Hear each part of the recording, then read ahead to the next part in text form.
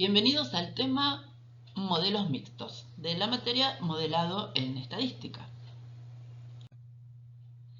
En esta oportunidad vamos a trabajar con un tipo particular de modelos y vamos a analizar un poco qué es la teoría de modelos mixtos, a qué se refiere. En este caso, en realidad lo que estamos viendo que dentro del modelo vamos a agregar un término que va a ser aleatorio. Para entender esto vamos a trabajar sobre un caso de estudio donde vamos a ver cómo se ajusta un modelo cuando es un modelo mixto y cómo son las pruebas de comparaciones múltiples que utilizamos para este tipo de modelos y cuáles son los supuestos que tenemos que validar. ¿En qué situaciones vamos a utilizar estos modelos mixtos? Muchas veces nuestros datos están agrupados. ¿Qué significa que estén agrupados? Significa que los datos que pertenecen al mismo grupo son más parecidos entre ellos que datos que pertenecen a distintos grupos. Y esto es algo que a través de modelos mixtos vamos a poder contemplarlo en nuestro modelo. ¿Esto cuándo se da? Cuando tenemos alguna estructura jerárquica o tenemos a una estructura anidada, ¿no? Por ejemplo, tomamos registros en distintos grupos coetáneos o en distintas localidades. Entonces, asumir una independencia en este tipo de observaciones a veces no es apropiado. Entonces, el uso de modelos mixtos donde podemos poner esta estructura anidada dentro del modelo va a ser una herramienta muy útil. Obvio que también vamos a tener nuestros efectos fijos como veníamos modelando hasta ahora. ¿Pero qué sería un efecto fijo? Bueno, efectos fijos son los que vinimos trabajando hasta ahora. Nosotros a priori los asignamos y sabemos que nos interesan específicamente esos niveles. En cambio, muchas veces tenemos un efecto sobre nuestra variable que no le asignamos, pero sabemos que existe. El ejemplo más típico es el de los bloques. Imaginemos este caso que se plantea acá. Yo quiero probar algún producto farmacológico en un grupo de pacientes, ¿sí? Pero esos pacientes no son todos homogéneos. Entonces yo armo grupos por edad o por alguna característica que me parece que va a afectar a la variable respuesta, pero que no es de interés. A mí lo que me interesa es el efecto de la droga.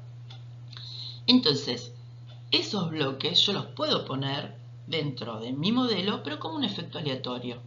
¿Qué es lo que va a pasar? Toda la variabilidad no explicada, entonces la va de alguna manera explicar ese efecto aleatorio. Una característica importante y que ya lo mencionamos cuando trabajamos con modelos lineales generalizados es cómo se estiman los parámetros. A diferencia de cuando vimos en los primeros casos que utilizábamos estimadores de mínimos cuadrados, acá estamos usando estimadores de máxima verosimilitud. La ventaja de los estimadores de máxima verosimilitud es que son robustos, o sea que consideran de alguna manera cosas tales como el desbalance, por ejemplo, ¿no? Cuando tenemos distintos números de repeticiones. Entonces en ese caso usamos estimadores de máxima verosimilitud. Acá hay una serie de fórmulas de qué implica la máxima verosimilitud. La máxima verosimilitud toma como estimador del parámetro el valor que hace más probable el haber obtenido la muestra que nosotros estamos analizando. Bueno, para eso se aplica una metodología matemática que, si ustedes quieren verla en detalle, les recomiendo el video de Walter Escudero que está puesto en la plataforma. Algo que vamos a ver cuando estemos utilizando las distintas funciones que hay para trabajar con modelos mixtos, que nos pregunta qué tipo de estimador queremos, si queremos un estimador EML o un REM. ¿Qué diferencia hay? Bueno, si nosotros le decimos que queremos un estimador EML, le estamos diciendo que tiene que estimar mu. Y muchas veces, como esa mu no es conocida y la debe estimar, bueno, puede implicar un riesgo. Entonces, muchas veces lo que se utiliza es directamente los estimadores REM, que no consideran la media en el tipo de estimación. Cuando nosotros tenemos datos que son balanceados y que cumplen todos los supuestos, independientemente de cualquier tipo de estimador que nosotros utilicemos, nos van a dar los mismos resultados. Pero cuando la estructura de nuestros datos sea más compleja, tenga desbalances, tenga heterogeneidad y varianza, entonces ahí sí vamos a encontrar diferencias y va a ser importante determinar cuál es el mejor tipo de estimador. Volvemos un poco a la diferencia entre efectos fijos y efectos aleatorios. Estos dos autores, que acá menciono, Searle y Henderson, fueron los primeros en utilizar esto en modelos. Y Searle dice que cuando la inferencia se limita a los niveles analizados, o sea, como yo les mencioné antes, yo determino cuáles son los niveles del efecto fijo, entonces, en ese caso, valga la redundancia, es un efecto fijo.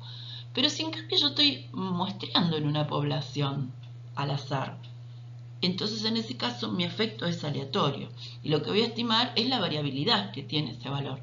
Imagínense como por ejemplo que yo estoy trabajando y quiero saber los niveles de calidad de producción en una fábrica de distintas maquinarias y yo las elijo al azar.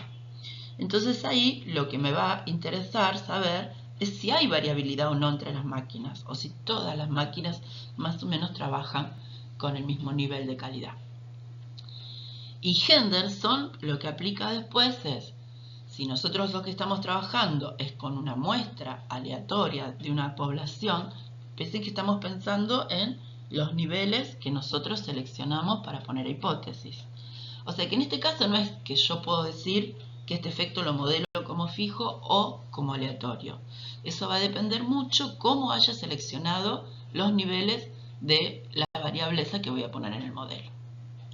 Bueno, entonces volviendo un poco a lo que Fisher dijo originalmente, Fisher, ¿no?, es el padre del diseño experimental, que nosotros podíamos tener modelos solo de efectos fijos o modelos con efectos aleatorios o mixtos, como lo estamos viendo ahora. ¿Cuál es la diferencia? ¿Cuáles son los efectos fijos? Nuevamente decimos, porque es importante tenerlo en cuenta, que nuestro objetivo va a ser la media de esa variable respuesta. En cambio, cuando estemos trabajando con efectos aleatorios, lo que nos va a importar es la varianza de esa variable respuesta. Por otro lado, los efectos aleatorios pueden tener una estructura de varianza en particular que nosotros querramos conocer, ¿sí? ¿Por qué? Porque los efectos aleatorios que están dentro de un mismo grupo van a tener un nivel de correlación. Entonces puede ser que nos interese saber cuál es esa estructura de correlación. Y además es importante considerarlo si vemos que esos registros no son independientes. Entonces, miremos un poco esquemáticamente cómo fuimos trabajando nuestros modelos. En las primeras clases veíamos que el modelo lineal de efectos fijos, nosotros tenemos una variable respuesta y decimos que esa variable respuesta depende de una serie de factores fijos más un error aleatorio. El error siempre es aleatorio. De hecho, hasta podríamos decir que todos los modelos son mixtos si consideramos el término error. Y hacemos supuestos sobre ese error y le damos una función de distribución, o sea, asumimos una función de distribución. En cambio, cuando trabajamos agregando un efecto aleatorio, que también es una variable aleatoria, vamos a tener una distribución. Sobre esa distribución también vamos a hacer supuestos y vamos a tener una estructura de varianza. Pero también vamos a seguir haciendo supuestos sobre la componente aleatoria del error. O sea que acá tenemos un grado más de complejidad que nos va a permitir trabajar sobre casos particulares. ¿Por qué utilizar modelos mixtos? Bueno, las ventajas que tiene es un ambiente flexible, o sea que nos permite modelar correlaciones y estructura de varianzas heterogéneas. Muchas veces nuestros objetivos es simplemente trabajar sobre las varianzas, ¿no? Por ejemplo, en el área de mejoramiento genético, muchas veces lo que nos interesa es estimar las componentes de varianza, estimar heredabilidades. Muchas veces también nos interesa estimar componentes de varianza en distintas situaciones cuando se hacen encuestas sociales.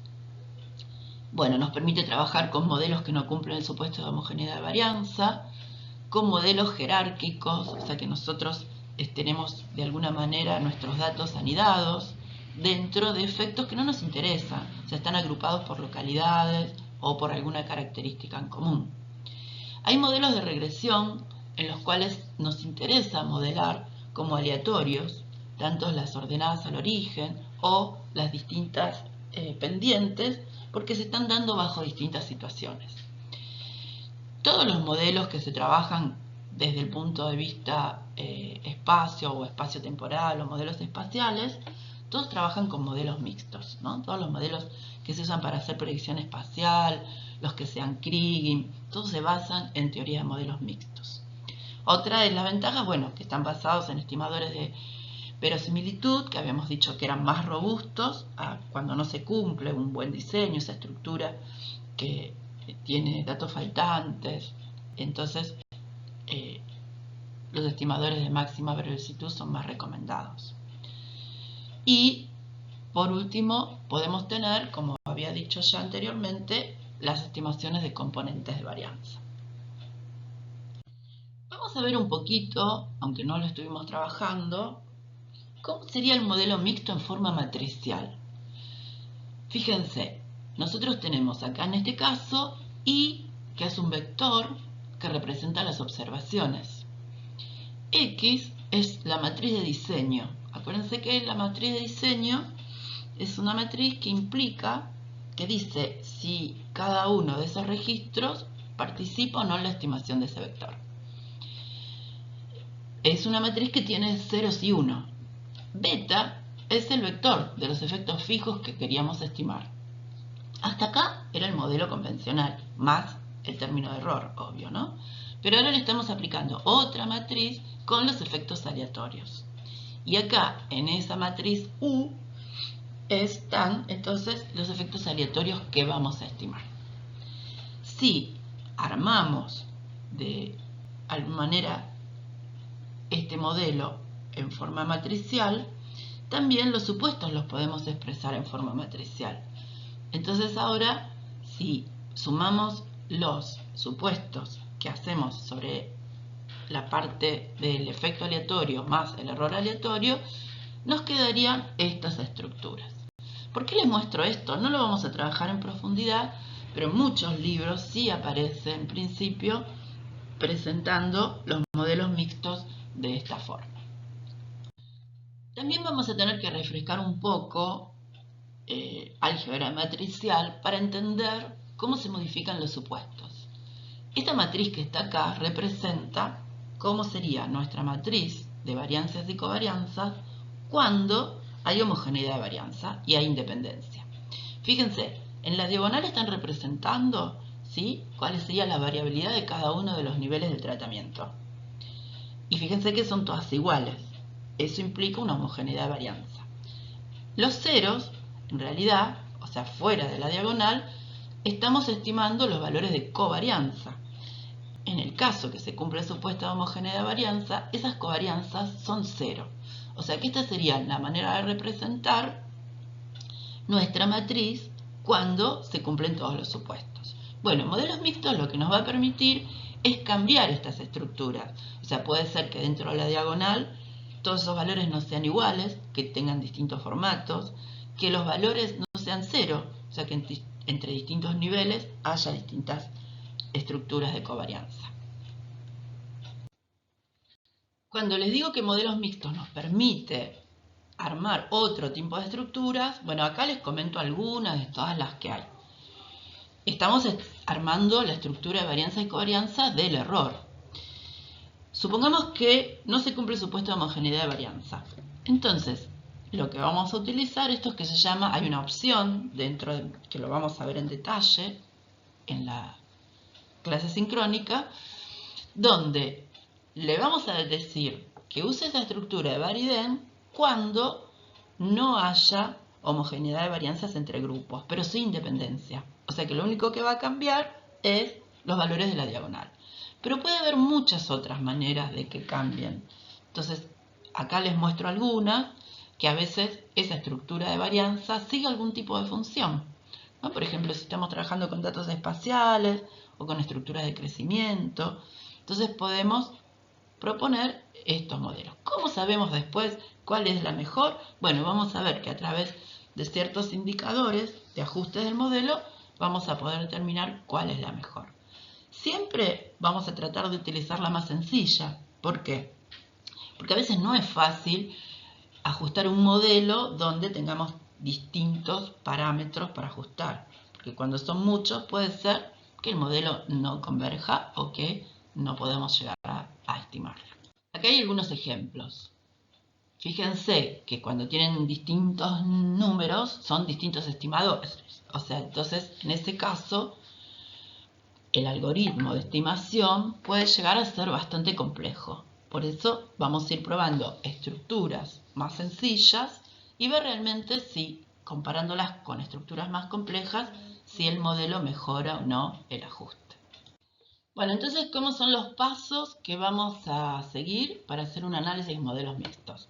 Bueno, como siempre, tenemos que pensar nuestro modelo y de ese modelo determinar cuáles son nuestros efectos fijos, o sea, armar el vector beta. El vector beta lo que tiene son los distintos parámetros, ¿no? La ordenada al origen y la pendiente en el caso de una regresión, y si no, los distintos valores de los efectos de los tratamientos. ¿Cuáles son aleatorios? Y cómo es la matriz de esos efectos aleatorios. Después también vamos a tener que decir cómo es la estructura de varianzas y varianzas del término residual. Vamos a estimar todos esos parámetros, vamos a interpretarlos y vamos a hacer un diagnóstico del modelo. Si el modelo ajusta, entonces vamos a ver cuáles son los resultados de la prueba de hipótesis y en el caso que sea necesario vamos a hacer comparaciones múltiples y vamos a ver cómo podemos hacer una predicción. Hay varias funciones para ajustar modelos. Mostremos rápidamente que algunas vamos a ver en profundidad en el ejemplo. Ahora, como tenemos en esta función LM que escribí, y acá describo algunas de las los efectos fijos como argumentos que tiene estas funciones. Nosotros le vamos a tener que decir cuáles son los efectos fijos, le vamos a tener que decir eso se lo vamos a tener datos que determinar siempre, ¿no? El ejemplo este que está acá, estamos considerando cuáles son los efectos aleatorios, si hay alguna estructura de correlación.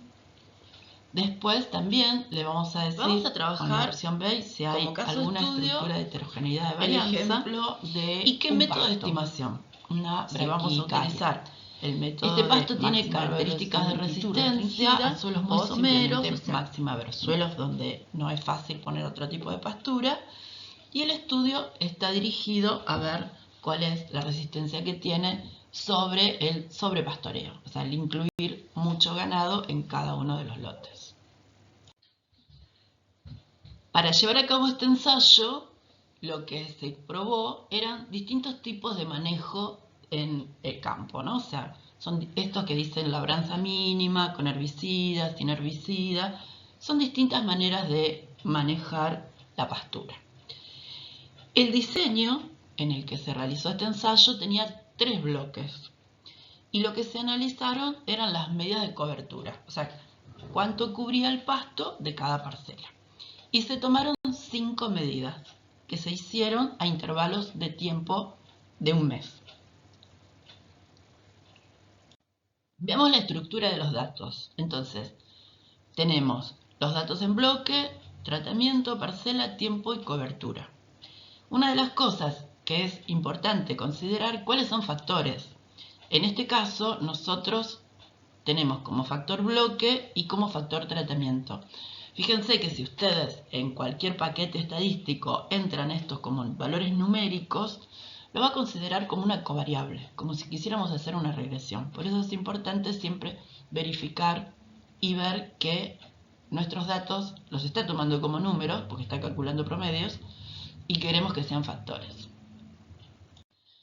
Bueno, acá podemos visualizar cómo se comportan nuestros datos. Hay gráficos que miden la cobertura en cada una de las distintas prácticas de manejo, cómo se fue modificando y cómo se fueron modificando en el tiempo.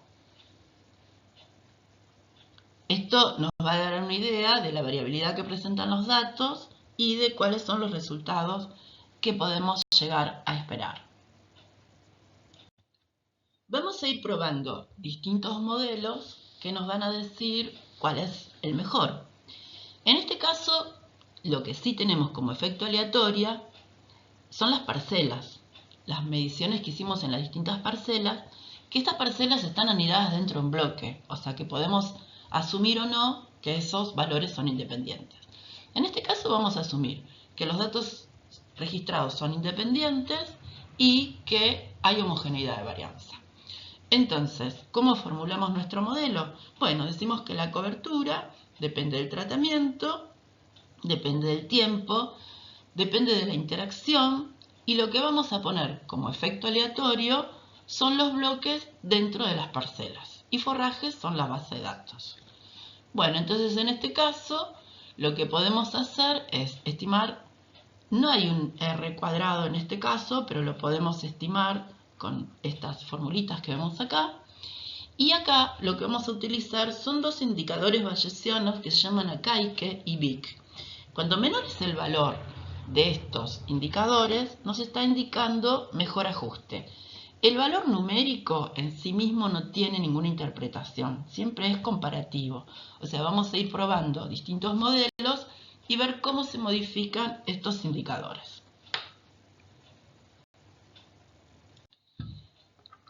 Una de las cosas que podemos ver también para determinar si nuestro modelo ajusta o no, son los gráficos de residuales. Acá estamos graficando los residuales del modelo, o sea, lo que no explica el modelo, en función de los predichos. Entonces vemos que a medida que el predicho aumenta, hay como una forma cónica, como que aumenta la dispersión. ¿Y qué es lo que pasa con el tiempo? O sea, ¿qué es lo que pasa cuando aumenta el predicho? El predicho aumenta en función del tiempo, ¿no? Las plantas crecen en función del tiempo. Entonces acá podemos pensar que nuestros datos en el tiempo no son independientes, que tiene cierta lógica porque estamos trabajando sobre la misma pastura a través del tiempo. Bien, entonces veamos cómo podemos poner esa estructura de correlación en el tiempo, ¿sí?, en nuestro modelo. A veces la manera que tiene esta aplicación de pedir los distintos argumentos no es tan amigable. Entonces, muchas veces lo que podemos hacer es buscar en los libros cómo está escrito o buscar los ejemplos que hay dentro de la descripción de la función. En este caso lo que vamos a usar es el argumento de correlación y le vamos a decir que es una correlación AR1. No importa ahora, pero les cuento que la correlación A1 significa que la observación está asociada a la información anterior y a la formación siguiente, o sea, simplemente a la inmediata, o sea, a los vecinos cercanos. Y entonces sí, le decimos que también hay una estructura de anidamiento, ¿no?, que eso lo tiene que tener en cuenta dentro del bloque que está dentro de la parcela. Bien, entonces volvemos nosotros a calcular nuestros indicadores, nuestro R cuadrado, y vamos a ver ahora cómo hacemos esa comparación. Volvemos a hacer nuestro gráfico de residuales, que cambió, no es que cambió muchísimo, y cuando hacemos la comparación utilizando esa función que se llama ANOVA, donde estamos comparando los dos modelos. Entonces fíjense, el valor de la Akaike se redujo, el valor del Vic se redujo, el otro que es el log del likelihood también se redujo, y hay una prueba P que nos está dando un valor de 0,026, o sea que nos dice que sí realmente hay diferencias significativas entre esos dos modelos. O sea que haberle agregado al modelo esa estructura de correlación al tiempo lo mejoró. Bueno, como les comenté antes, yo puse como opción que era un autorregresivo de orden 1, pero hay muchos otros. Eso va a depender del tipo de datos. Por lo general uno lo que hace es buscar cómo se analizaron nuestros datos con estructuras similares en otras publicaciones, o podemos probar directamente y ver cómo cambian nuestros indicadores. Recuerden que siempre uno tiene que tener una idea del fenómeno, o sea, es lógico pensar que el valor de la planta depende del valor anterior y que ese valor a su vez va a modificar. Por eso pensamos en una estructura autorregresivo de orden 1. También vimos que otra de las opciones era trabajar con modelos con heterogeneidad de varianza, o sea que nosotros pensemos que dentro de los distintos tipos de manejo de suelos que se hicieron, la variabilidad no es la misma. Entonces eso se lo podemos agregar al modelo. Fíjense que estoy usando esta función que se llama update, o sea que actualice el modelo que ya habíamos hecho, el modelo 2, pero ahora que le diga que hay una variabilidad. Otro de los argumentos que podemos agregar, que habíamos mencionado, era la estructura de varianza y covarianza del error. Nosotros lo que podemos pensar es que la dispersión de los datos en función del tiempo no es homogénea. Entonces, para eso le podemos agregar este argumento que es Waze, y fíjense que para eso lo que vamos a usar es al modelo 2, lo vamos a actualizar, le vamos a hacer un update, agregándole este argumento. Entonces, ahora vamos a comparar este modelo con el que no tenía esta estructura. Bueno, volvemos a hacer lo mismo que antes, comparamos el modelo 2 con el modelo 3 y vemos que en este caso ahora los indicadores de Akaike y de Vic no se redujeron y que realmente no hay diferencias significativas. O sea que considerar una estructura de heterogeneidad varianza en el tiempo no tiene sustento. Entonces, nuestro modelo no hace falta que le pongamos ese tipo de cosas. Entonces, nos quedamos con el modelo 2. En el modelo 2, pero antes de poder usarlo, tenemos que validar supuestos, porque el supuesto de normalidad, ese lo sostenemos. No, el supuesto de heterogeneidad de varianza, vemos que al modelarla no cambió, entonces estamos suponiendo que también se cumple. Y bueno, utilizamos nuestros gráficos de ggplot, utilizamos el gráfico de densidad, siempre estamos trabajando en residuales. Y también usamos la prueba de Shapiro-Wilks. Y el último paso, una vez que ya conseguimos cuál es el modelo que mejor ajusta a nuestros datos y validamos los supuestos, puede ser que nos interese ver entre qué niveles de los factores fijos hay diferencias significativas. Entonces, lo que vamos a usar es esa librería que ya utilizamos antes, que es CMINS, y le vamos a decir que nos diga qué diferencias hay para los tratamientos y qué diferencias hay con el tiempo. Recuerden que aquellos grupos que no comparten el mismo número son significativamente diferentes. O sea que acá tenemos que el tratamiento 2 es significativamente diferente al 5. Y el tiempo, como lógico, bueno, el primer tiempo se diferenció de los otros. Y por último, los invito a revisar esta bibliografía y a buscar casos de estudio que quizás se parezcan a sus investigaciones. Algunos de estos libros están libres online y yo les he puesto el enlace en la plataforma.